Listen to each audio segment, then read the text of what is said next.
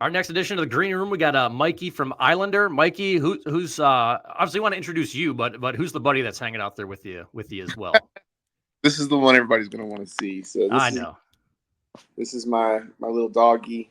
Um, he's cool. He's just pretty intense. Like if he hears anything um, outside our door, like our front door, Mhm.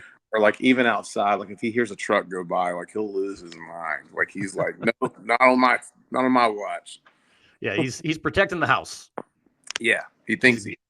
yeah, he's a good security system. How long have you had him? I've had him for about 5 years. Okay. I had another Chihuahua that didn't act like a Chihuahua. He was like the sweetest thing in the whole world. He didn't bark or anything. I had him. He passed away last year, but he was uh, 18 years old when he Oh passed. wow. So Wow. yeah, How old's this guy? this guy's 5. He is 5. Okay. Yeah, he's calming down a little bit, thankfully, but he's always been. That's awesome. Well, dude, I'm glad you could join, man. I'm glad the dogs are always welcome here in the green room. My dog sometimes comes, hangs out in the studio with us if I need him, if it's storming or whatever in the morning, and instead of leaving him at home, it's like, all right, just come on into work and you can come hang out underneath the soundboard so you feel better. That's awesome, dude. Yeah, the whole band does.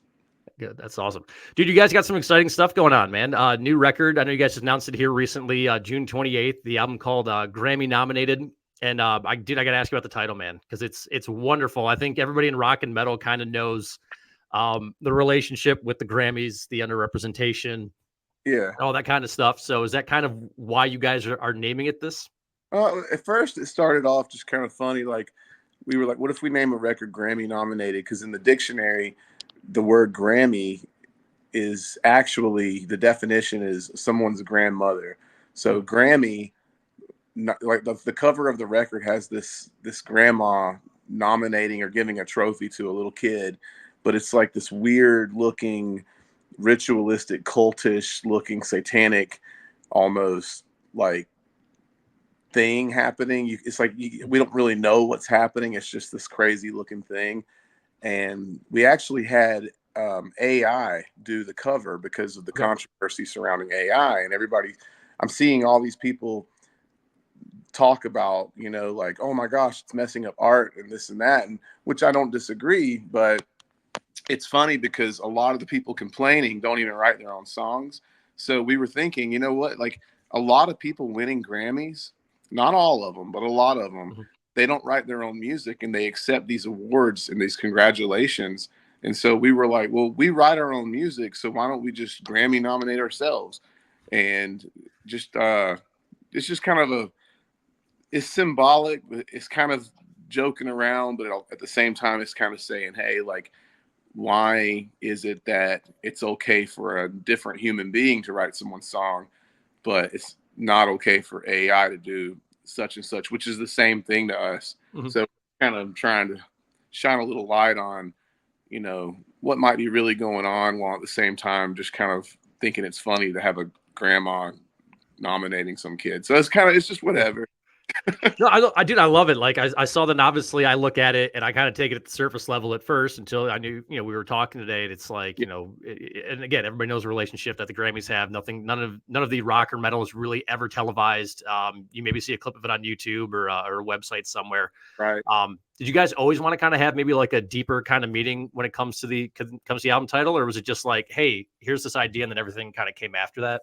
It was kind of like, here's the idea, and then everything kind of came after it, because we had a bunch of titles we were floating around, and that was one of the ones that we felt was a little more polarizing, so Mhm. we almost didn't do it. But then we were like, you know what, like, we're independent now.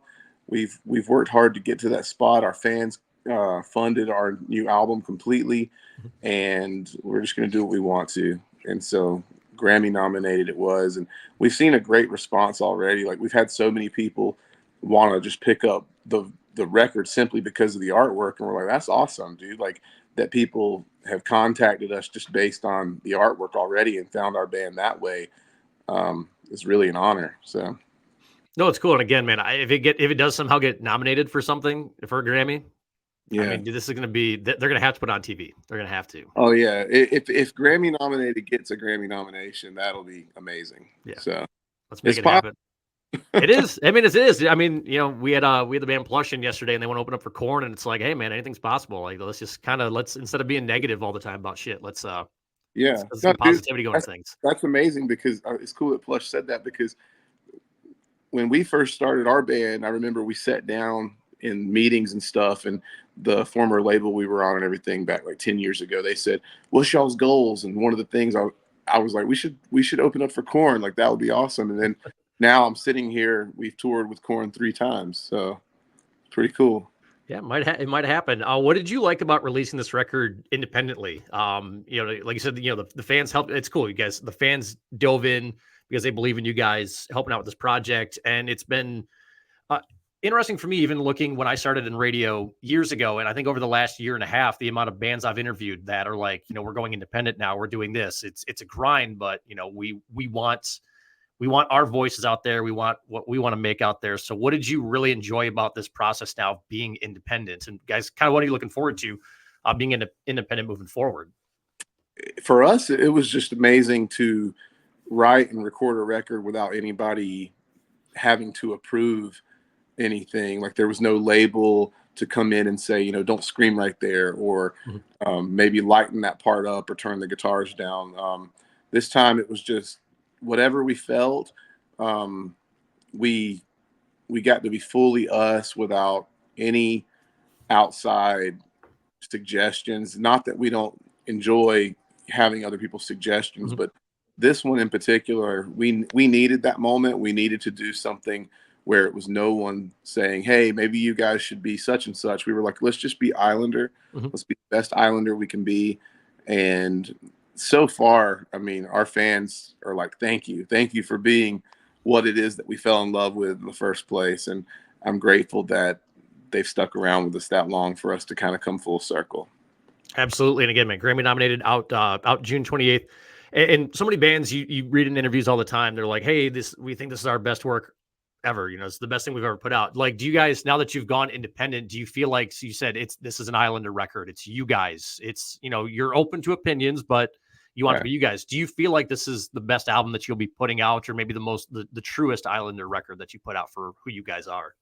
I do, and we've felt really strange saying that it's our best record already to people because bands get excited, they get ahead of Mhm. them. As soon as it's the newest thing, they think it's the best thing they've put out. But um, this is, in my opinion, the best thing we've put out, and it's the true follow up to our first record, Violence and Destruction. So anybody that liked that record, in our opinion, we feel like this is the record that should have come after that one, Okay. but too many voices got you know into the mix in the studio, or the label drama started and all that kind of stuff. And this time it was right back to us in the basement where we started this band, where we wrote the first album, where we wrote the first couple EPs, and we just did what we do again. And it really shows. I think people hear that and they're like, okay, like this is the band I fell in love with. And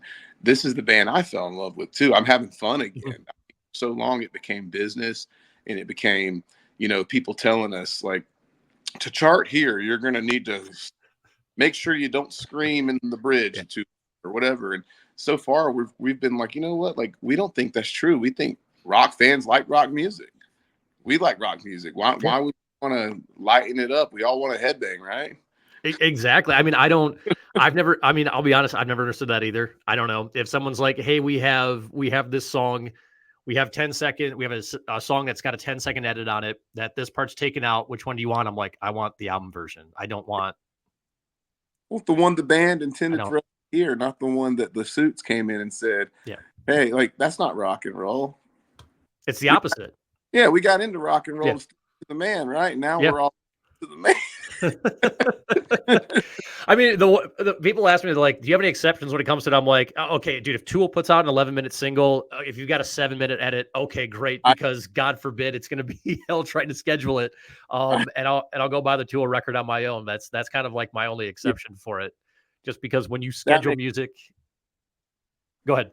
I was saying that makes total sense. Yeah, yeah. But if it's like, I think the new Nothing More song came out and it's like it's just under 3 minutes. And somebody initially sent us an edit, it was like 2 minutes and 24 seconds. I'm like, where's the other 35 seconds? Like, guys, it's not even a 3-minute song.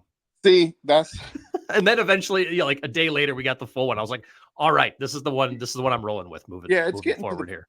where labels are getting freaked out. They're like, if the song's longer than 30 seconds, we really need to think about this. So no, I'm with you on that. I don't know. It might not be the most popular opinion in the world when it comes to radio. I have no idea, but as a fan first, that's what I want. So exactly, which is great.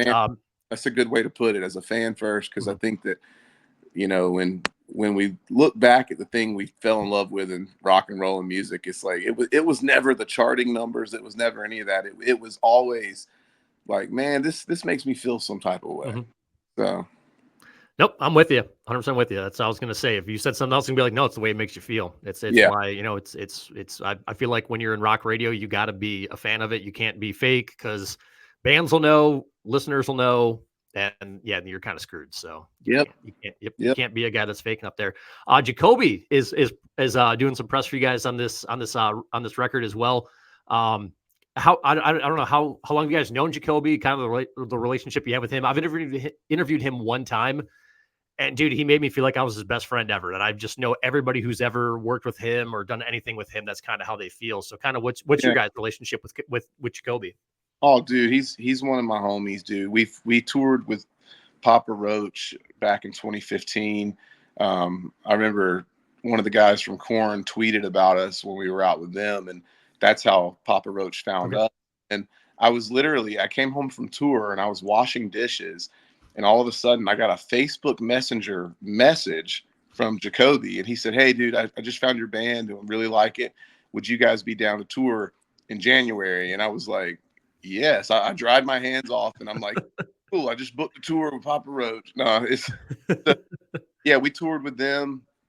Me and Kobe, we've stayed connected through the years. We've written a song together that was supposed to be on our last album, but it didn't work out for whatever reason. And yeah, we're really close, man. He's one of my homies. Anytime that we tour together or play shows together, he always invites me up to guest on Last Resort. Nice. So yeah, he's awesome, man. And he heard some of the stuff off our new record, and he recorded that little bit for us to post. So. Dude, he's great. He does a lot of good stuff for radio too. Like, he'll do big thank yous to radio. He's a guy, he gets it. I mean, and I got to ask you now, you said you guys got a song together. Any chance this will see the light of day, or any plans for it? You maybe can't tell me a whole lot, but any plans for it?